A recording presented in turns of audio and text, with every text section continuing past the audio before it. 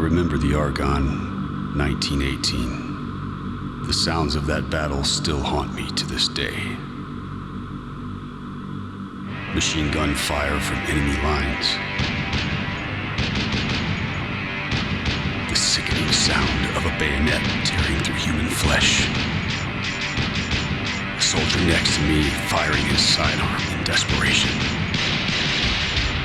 All these sounds still echo in my mind, and as conducted by Death himself, it all comes together as music. A rhythm of death. A symphony of war.